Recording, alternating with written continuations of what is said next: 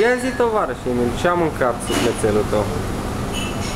Varză cu carne de porc făcută de mic.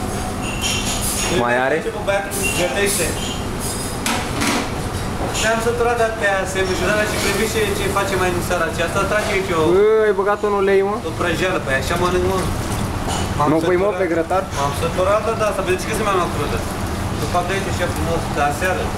Usturări, formă, așa, pachetată.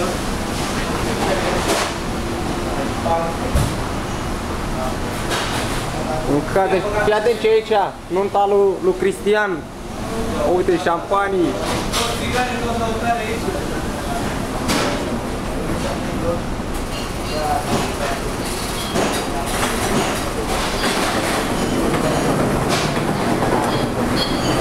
Hai să-l tragem și pe țiganul ăla de la care e DJ.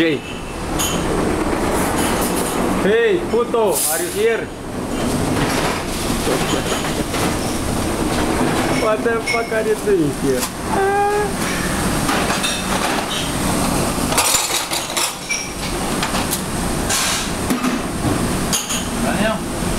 Ia.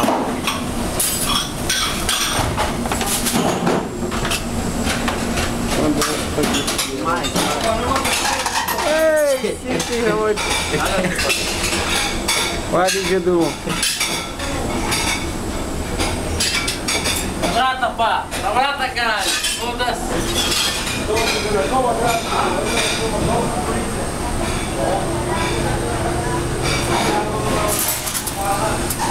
Băi, mai sunt 6 din astea Bud Light în plus aici. Alea de la packages, știi? Au mai rămas 6, să le bag în frigider sau să le bag în sacoșe? Bă, nu mă, pentru mici. Prietene? Da, bă, nu mă, un mici de mână. Dar ce vrei să mi se spulă? Păi încearcă, ia vezi, dar cu limba. This is our capo di tutti capi. Nu știu de aia galben, n-are, bă, tăi, că să pune. Nu știu de aia galben, știu.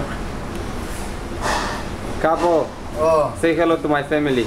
Your family, okay. Your family or Grace? You getting my picture or Grace? Good. Tinggal kerana tu lah.